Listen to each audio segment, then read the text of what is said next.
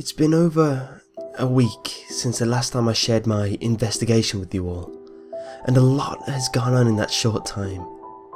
Not only do I have to tell you about the journal and my last venture on the CWS, but I also have some news regarding what happened to me in the last 9 days.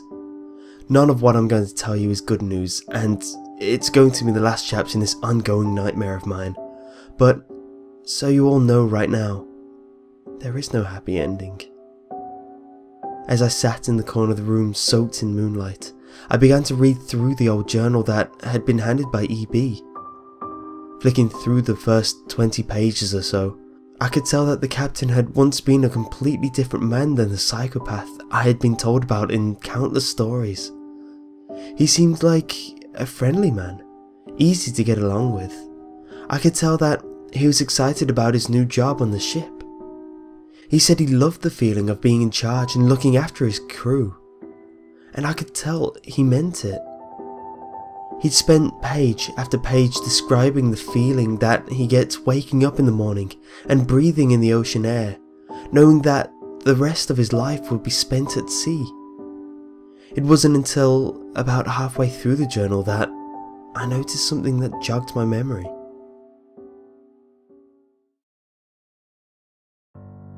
We docked at Brazil yesterday to drop off cargo at some local businesses.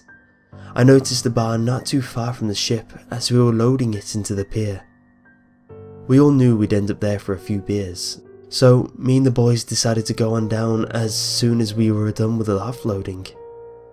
I thought we were only going to have a few, but once you're in the mood, you're in the mood. We'd gone a couple of months without booze and gambling, so we ended up there all night, and most of the morning too.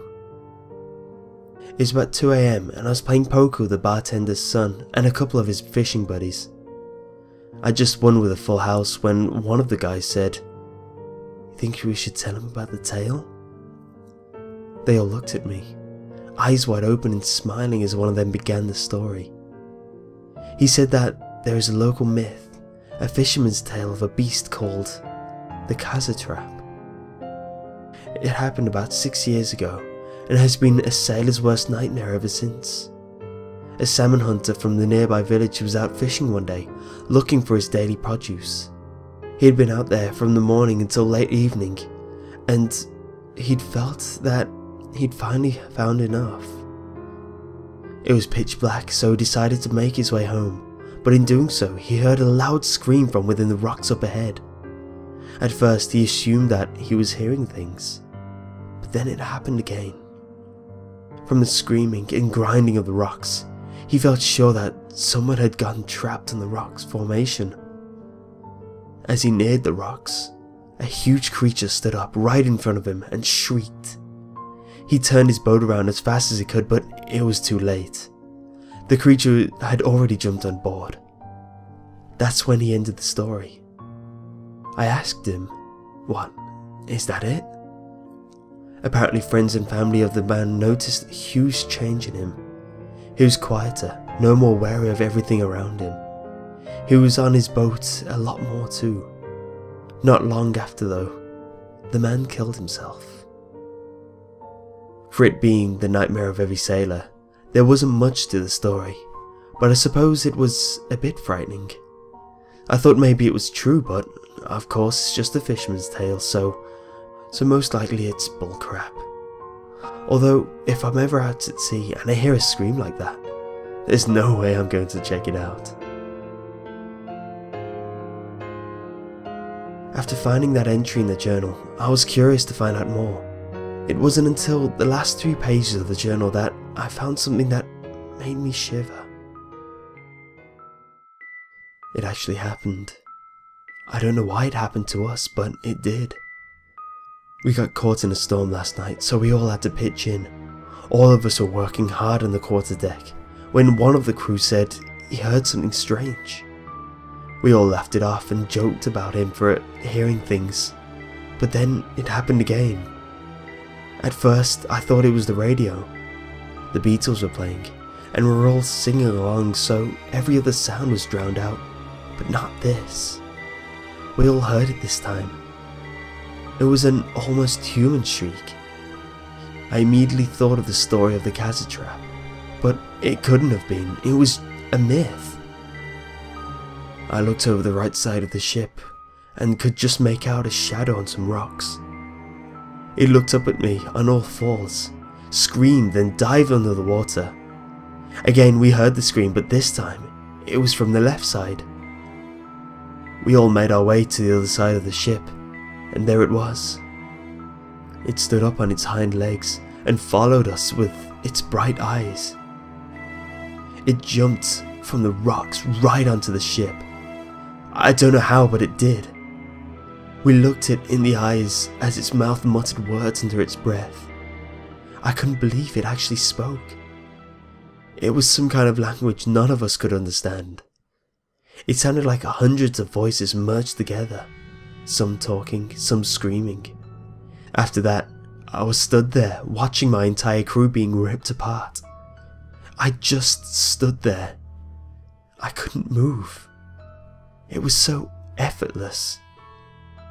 I watched it punish them, biting, ripping and throwing. After it was all done, it charged at me, pinned me down, screaming in my face. It shoved some of the flesh hanging from its jaw into my mouth.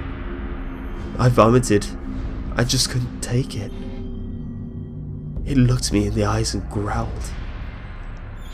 Mine. Afterwards, it charged right down to the bottom of the ship. I could hear the banging and feel the tremors through the steel. I'm on my own in the room with the door locked. I can still hear the voices of my crew. I just don't know what to do. After I'd finished reading the journal, I felt that I could make much more sense of the situation.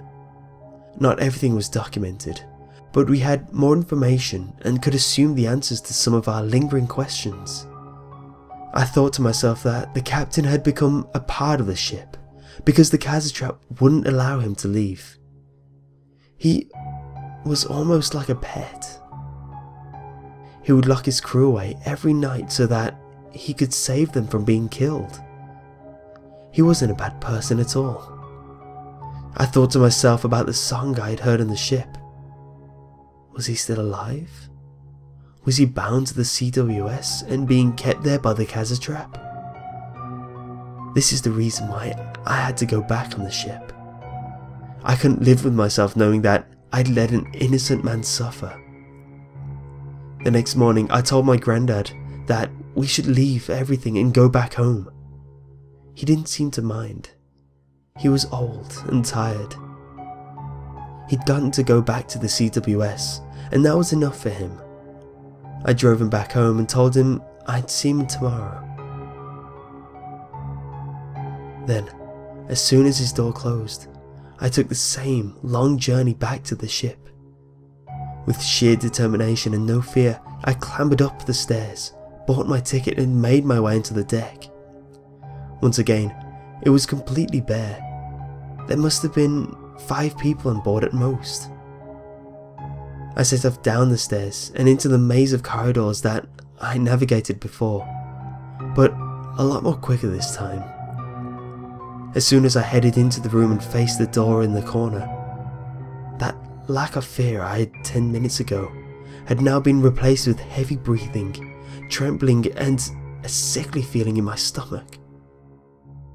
I slowly made my way over to the door and placed my trembling hand on the lock. Then, just as I pulled on the handle, the huge metal door flung back and hit me in the face.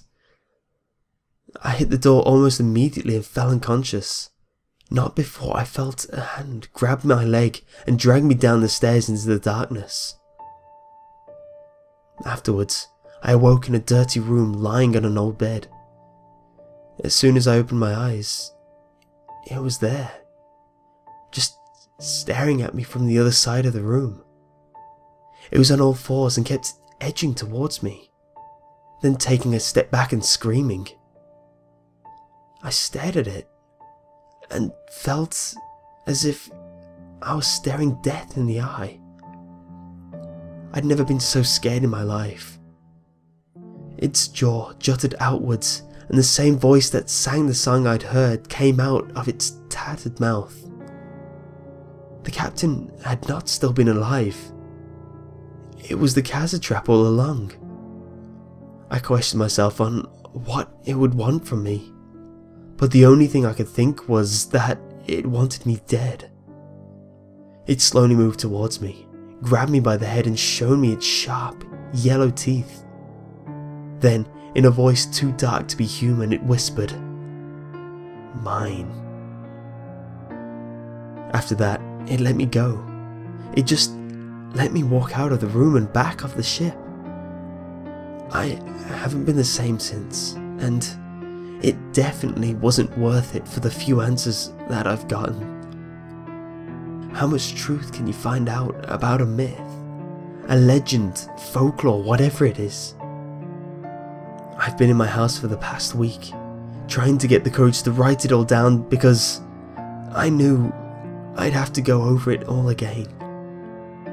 It may have let me leave the ship, but it will never leave me alone. I can still hear the voices of 100 dead men, and sometimes it will appear to me, whether it's outside my window or waiting for me as I turn around. It's always standing there, staring me down. It has only attacked me a couple of times, so I know it doesn't want to kill me. This will be the last time you hear from me. This will be my final update. I thank you all for your time. I can deal with what has to be done from here on out.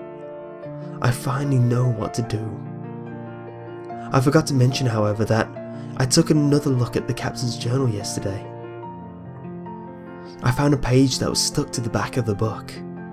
When I peeled it back from the cover, there was one more sentence scribbled down on the dirty yellow page. Ending it all is my only option. I'm so sorry.